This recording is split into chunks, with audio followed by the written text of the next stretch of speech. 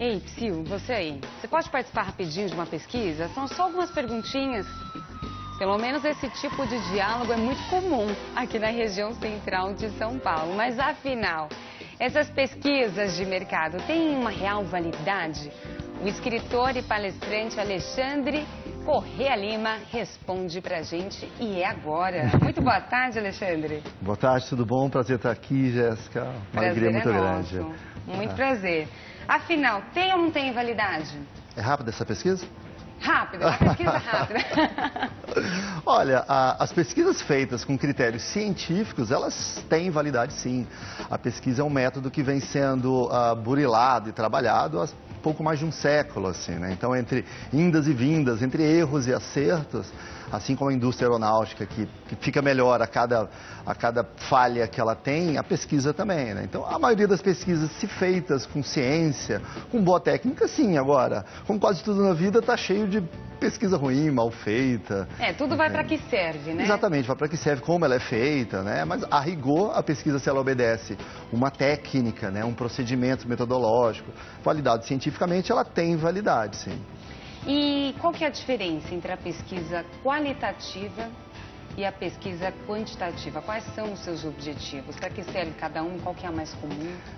Tem uma confusão muito grande com esses dois termos. As pessoas misturam quantitativa com qualitativa, acham que a quantitativa pode ser qualitativa, mas elas são técnicas muito diversas, né?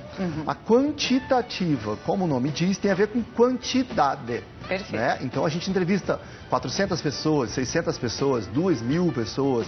Então ela é muito fundamentada em quantidade, você entrevista muita gente, mas ela é um pouco superficial. É aquela pesquisa, é a mais comum de todas, é que todo mundo conhece. Aquela que você vai com uma prancheta ou na casa da pessoa ou numa praça e começa a fazer algumas perguntas. Pela característica do ambiente, pela natureza da pesquisa, você não pode se aprofundar muito. Você não vai ficar com ela com a cabeça no sol, na Praça da Sé, filosofando demais sobre a vida. Porque o método... Às vezes eu paro para ajudar, sabe, Alexandre? Mas é rapidinho? Se for rapidinho, ok. Se começa com 10 perguntas, já era. Pois é. E o que acontece? Então, ela é muito precisa, ela te traz números dentro de uma margem de erro muito precisa. 30% acho isso, 18% não acho aquilo, 40% acho aquilo. Mas ela não dá para aprofundar demais. É como se eu dissesse assim, vamos fazer uma pesquisa sobre o ato sobre tabagismo no Brasil. Quantas pessoas fumam, quantos não fumam, vocês já pararam de fumar. E eu vou para a rua, a pesquisa quantitativa descobre qual o percentual dos paulistanos ou dos brasileiros que fumam, que não fumam, que pararam de fumar, ou quantos cigarros fumam por dia, em que situações fumam. Mas seria muito difícil numa pesquisa como essa, eu avaliar por que a pessoa fuma. O porquê a pessoa fuma é de um nível de aprofundamento que requer conversar mais, bater mais papo. Às vezes tem razões emocionais, ela fuma porque está ansiosa, quando algum problema acontece, ou por alguma imagem mental dela de que na infância, no passado, tinha a ver com rebeldia, fumar ou algo do gênero. E essas coisas você não consegue detectar numa pesquisa quantitativa. Para isso a quali serve, né? Perfeito, precisa de qualidade para saber o exato motivo. Mas veja que isso não significa que a quantitativa ela não tenha qualidade. O que ela não tem é profundidade. Bom. Entendeu? Ela não dá para você se aprofundar demais, não é? A qualitativa é um pouco como discutir a relação. Não dá para ser em 5 minutos, não dá para discutir a relação em 5 minutos, que é a quantitativa, né? A qualitativa ela tem diversas técnicas, né? A mais comum dela é o que chama de focus groups, ou grupos focais, que é que você coloca numa mesa ou numa sala 8 ou 10 pessoas, em média, fica um moderador ou moderadora, que normalmente é sociólogo ou psicólogo, né, que entende bem da nossa cacholinha humana aí, e fica batendo papo durante 2 horas. Mas você fuma por quê? Por que você não fuma? O que você sente quando você fuma? E você percebe não só o que a pessoa diz, mas se ela cruza os braços, se ela franze a testa. Ou seja, vale não só a sua linguagem verbal, quanto também a sua linguagem corporal, a sua expressão, o seu tom de voz, as interações entre as pessoas, que é como se fosse um microcosmos da sociedade, assim, daquele grupo. E a qualitativa, ela é o reconhecimento que nem sempre a gente sabe por que a gente faz algumas coisas, né? Ou porque muitas vezes a gente não consegue racionalizar ou mesmo admitir algumas coisas. Por exemplo, a gente brinca muito que mulheres, né, compram 25 pares de botas e que isso não tem racionalidade. Eu? Não, nunca ouvi falar nisso, não. No fundo, não tem muita racionalidade nisso. Mas os homens não estão muito diferentes, só muda os brinquedos, né? Verdade. Então, ele vai lá e compra um carro caríssimo, uma moto caríssima. E se você faz uma quantitativa, você vai para ele e pergunta, por que você comprou esse carro de 100 mil reais? Tá. Ele fala, não, porque é um carro de excelente qualidade, faz de 0 a 100 em X minutos, tinha banco de couro. Não é nada disso, não é nada disso, né? Com metade do preço ele compraria um carro muito bom, né? Provavelmente, ali tem causas psicológicas, emocionais, um desejo de status. De repente ele foi alguém que foi muito privado na infância, aquilo é uma forma de ele se sentir gratificado ou reconhecido pela sociedade. Não que como juízo de valor eu acho que comprar um carro te faça ser reconhecido na sociedade. Mas por esses motivos, a gente pode dizer que a qualitativa não possui números por causa disso, porque vai muito além de uma resposta mais objetiva. Ela é muito subjetiva. Por isso que ela só pode ser conduzida por profissionais tremendamente bem treinados, porque é algo assim, nesse cara que comprou o carro dos 100 mil reais, na Quant ele fala que é porque o carro faz de 0 a 100. Na Quali, ele não fala porque o carro é muito bom e tal, e daqui a pouco ele solta uma coisa do tipo, você precisa ver a cara do vizinho a hora que eu entrei com o carro. Aí a moderadora fala, isso aqui é desejo de status, projeção social, quer se sentir, enfim. Né? Então, numa quali, você pega as entrelinhas do que é dito, sabe, e você começa a compor um cenário. Então, você precisa de profissionais mais habilidosos, você precisa do tempo, do ambiente necessário para isso. Mas as qualis quase não vêm a público, o que a gente sabe que surge esse negócio de 30%, 20%, 40%, quase sempre são quantitativas. Assim. Verdade. É importante também a empresa saber a opinião. Claro. De quem está comprando o produto, o serviço. Nisso, ela acaba colocando uma pesquisa em cima daquilo. Sim. Essas pesquisas, normalmente, elas são obrigatórias ou não? A empresa faz porque ela quis e achou que seria o melhor? Olha, salvo raríssimas exceções, nenhuma empresa é obrigada a fazer pesquisa. Entretanto, com o mundo em constante transformação como que a gente está vivendo, a gente está sofrendo impactos de toda a ordem, por conta de tecnologia, mudança de comportamento. Então, está cada dia mais difícil prever o comportamento do consumidor. Além disso, a gente está no mercado cada vez mais competitivo, disruptivo. Então, ter informação é uma ferramenta para que a empresa possa ter mais sucesso. E as empresas só sobrevivem se elas mantiverem quem sustenta elas, que é o cliente, feliz. E para saber o que ele gosta, o que ele não gosta, por que ele compra de você, por que ele não compra de você e vai no concorrente, ter informação é muito importante. Agora, não necessariamente ela precisa fazer isso fazendo uma pesquisa formal. Dá para fazer isso usando outros meios, observação, internet, conversar com as pessoas, ver o que estão postando na sua rede social, na rede social do concorrente, mas é uma pesquisa. E isso acaba sendo importante para o próprio consumidor também, claro, né? Claro. Às vezes a gente pode achar, coisa chata responder uma pesquisa, mas se você não falar em si o que você pensa, o que você acha, como que a empresa em si vai saber o que precisa, o que pode melhorar? Claro. Uma dona de casa que gosta de tal produto. Ela estava acostumada com aquilo, houve uma mudança e ela quer falar sobre aquilo. Sim. É uma forma dela expor também o que ela está pensando, né? É por isso que a maioria das empresas, sobretudo aquelas maiores ou que tratam com bens de consumo de massa, quando eles vão implantar uma melhoria, uma mudança, quase sempre eles fazem antes uma pesquisa para verificar a real aceitação daquilo, quão bem está sendo aceito aquela mudança ou não, o que é bem visto, o que não é bem visto, enfim. A pesquisa acaba sendo importante para as empresas. E se faz pesquisa em quase tudo. A gente não se dá conta, mas se você for fazer, sei lá, for numa cidade que você nunca foi, é horário de almoço, você está com fome. O que você faz? Mesmo que você não pesquise no seu aplicativo, a avaliação dos restaurantes seria uma forma de pesquisa. Verdade. Você dá uma olhada no restaurante, vê se está cheio, se está vazio. Verdade. Se está vazio, você acha esquisito. Fala, por que será que esse restaurante está vazio? Se está cheio, você fala, bom Pode sinal. Aí você pesquisa o cardápio de preço. Olha qual é o tipo de pessoas que estão ali. Se é mais ou menos parecido com você, se é gente muito chique, você fica com medo que seja caro, você não entra. Né? Enfim, então a gente faz pesquisa. Você vai sair num bar, numa balada, você dá uma olhadinha, se te faz uma amostragem, fala, quem são as pessoas que parece estar animado ou parece estar desanimado? São pessoas bonitas ou não são pessoas bonitas? Mas para tudo isso tem um processo de montagem, né? Não é simplesmente eu quero e vou fazer. Como, por exemplo, as pessoas preparam essas pesquisas, ou as empresas, melhor dizendo, as empresas preparam esse tipo de pesquisa? Olha, a pesquisa ela precisa de um método para que ela dê certo. A maioria das pessoas tem muita desconfiança de pesquisa, porque cá entre nós parece um negócio absurdo. Eu falo sempre, pesquisa por amostragem parece avião, né? Isso. Você olha aqueles 2.000 toneladas de aço, você fala, isso não tem cabimento esse negócio voar, né? Como você fala, não tem cabimento entrevistar 1.000, 2.000 pessoas e eu saber o que 170 milhões de eleitores brasileiros pensam. Não parece lógico, mas há um método para a pesquisa se operar. Assim como eu não posso calçar meia depois do sapato, né, eu também tenho uma série de procedimentos. O mais óbvio deles talvez seja a amostra, né? Ou seja, como eu não entrevisto todo mundo, aquelas poucas pessoas que eu entrevisto, 600, 1.000, 2.000, elas precisam ser uma miniatura da população.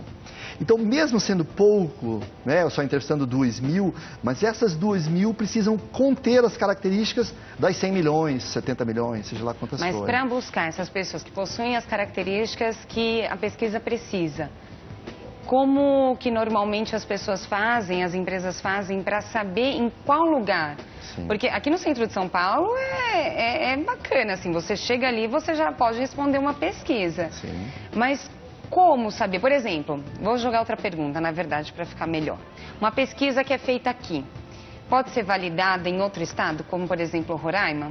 Muito pouco provável. Um exemplo que ela pode ser validada, a pesquisa daqui é válida para Roraima.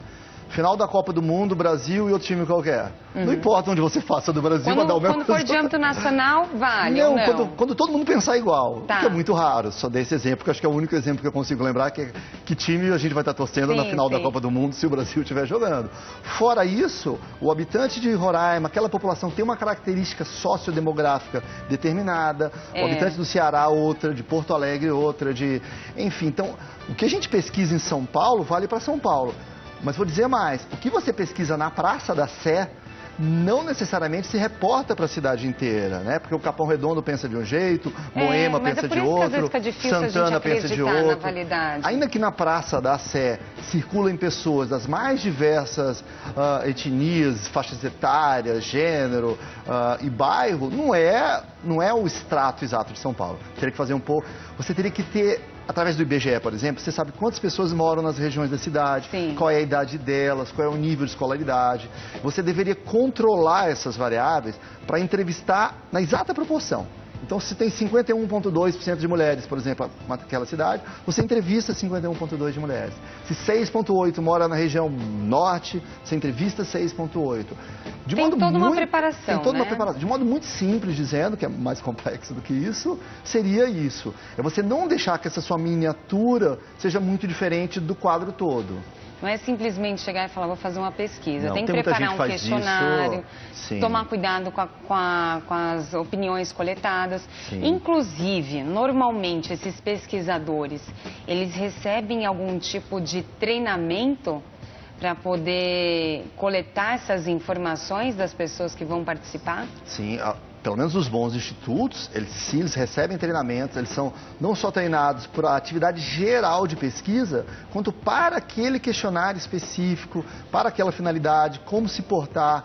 Ele tem um treinamento no escritório e depois ele tem uma fase na rua, que a gente chama de pré-teste, que é para ver se as pessoas estão entendendo o questionário, se ele está inteligível, se ele não está gerando nenhuma dúvida. Essas pessoas são treinadas para saber se as pessoas realmente estão falando a verdade? Olha, isso já dependeria de a pessoa ser um pouco vidente, assim. Nossa experiência diz, o brasileiro praticamente não mente em pesquisa. O brasileiro, de um modo geral, ele fala a verdade em pesquisa. Mas algumas pequenas exceções, né?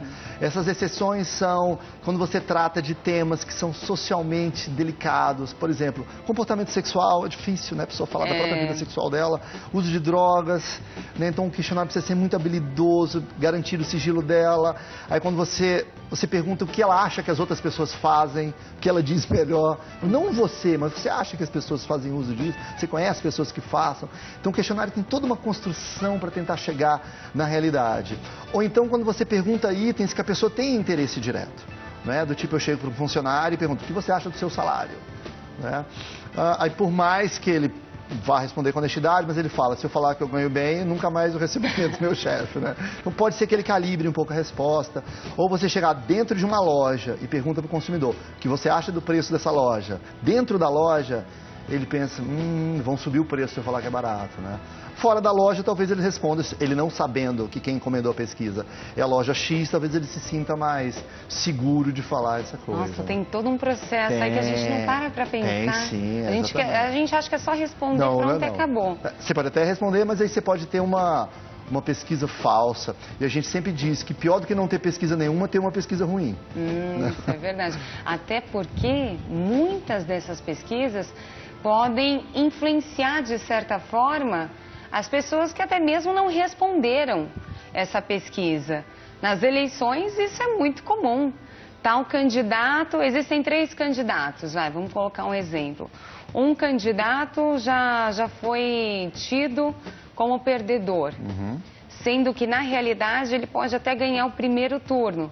Mas por as pessoas acreditarem naquilo, elas acabam deixando de votar naquele candidato que possivelmente ela acreditava.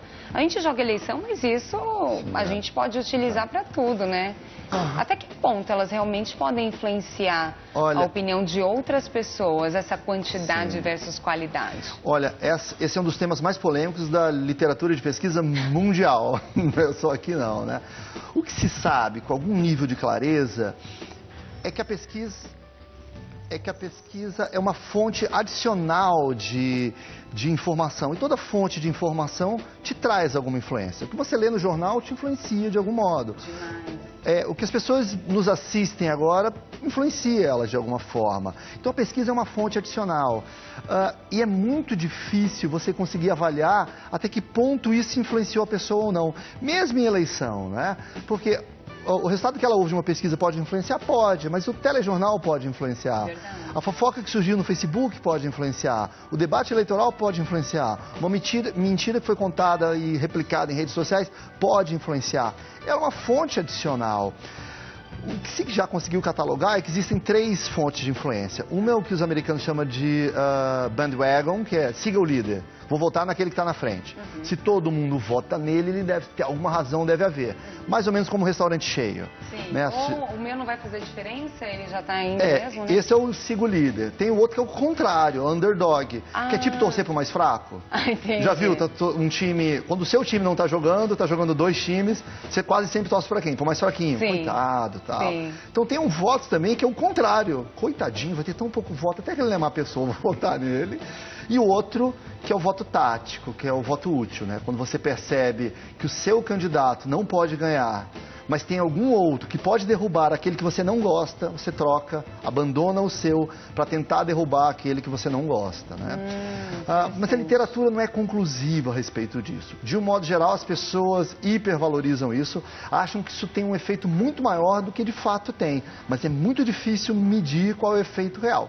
Que há algum efeito mas é difícil medir e quase sempre eles são indiretos, do tipo, normalmente quem está melhor nas pesquisas aparece mais na mídia, então ele tem um benefício indireto. Isso é verdade. Normalmente quem está melhor, quem está mal nas pesquisas, a militância desanima, por exemplo, que fala, meu candidato não tem chance, então isso tira um pouco a moral dos aliados. Então, ele acaba tendo efeitos indiretos. Então, ela influencia, mas é difícil saber até que ponto influencia e provavelmente não é tão alta quanto a maioria das pessoas pensam que é. Mas tem algum jeito de pensar ou alguma regrinha para a gente não deixar que seja tão influenciado quanto por toda a sua experiência, assim, como a gente pode fazer para não deixar ser influenciado por qualquer coisa? Olha, é meio clichê, né? Mas eu acho que a melhor coisa que tem é a gente estar informado e o nível de educação. Assim, quanto melhor é nosso nível educacional, quanto mais educada é a população, no ponto de vista de ter informação, menos suscetível a estar enganado você é. Né? Quanto mais atento, quanto mais com o radarzinho ligado você está, quanto mais você participa da vida, da sociedade, da cidadania, quanto mais você está de olho no que está acontecendo, mais difícil vai ser você cair no canto da sereia ou em golpe de qualquer tipo. Ai, Alexandre, adorei nossa conversa. Que bom também. Muito obrigada. Mas já acabou? Já acabou. Bem que você falou que era 3 minutinhos. Você me influenciou a falar menos. Gente, foi ótimo. Que bom, eu fico feliz. É importante a gente saber exatamente como tudo funciona, porque a educação, ela combate qualquer tipo de ignorância, gente. Qualquer tipo de erro. Nada melhor que a educação para a gente suprir qualquer dificuldade que apareça na nossa vida. Então é importante a gente saber como que funciona esse tipo de sistema para a gente conseguir combater muitos erros grotescos e não deixar ser influenciado por qualquer um ou qualquer coisa. Até por empresa, não só por... Você vai voltar aqui para a gente falar mais desse assunto e de outros. Vamos, eu conversei com o Alexandre antes de começar o ao vivo, gente. Tem muitos assuntos que vocês vão adorar. Sobre felicidade, sobre economia. Ai, eu não vou falar. Não vou falar agora, vai ser surpresa. Próxima, tá bom? Vai ser para uma próxima. Você me chama para mais 3 minutinhos. Com certeza. Para quem quiser falar com o Alexandre Corrêa Lima, escritor e palestrante, é só entrar no site www.revoluçãoprateada.com.br. Lembrando que é sem cedilha e sem acento. www.revolucãoprateada.com.br. É meu novo campo de estudo, que é a economia da longevidade. A gente vai falar sobre isso daqui a pouquinho. Daqui a pouquinho, que eu digo, daqui a alguns dias, você vai voltar aqui, que senão o pessoal vai ficar ansioso. Prazer. E no YouTube também, Revolução Prateada? Tem Revolução Prateada, tem o meu canal, quem digita lá Alexandre Corrêa Lima tem meu canal de vídeos sobre assuntos diversos, inovação, criatividade. Perfeito. E também tem outro site, mindpesquisas.com.br. Alexandre, a gente agradece a sua participação desde já. Isso.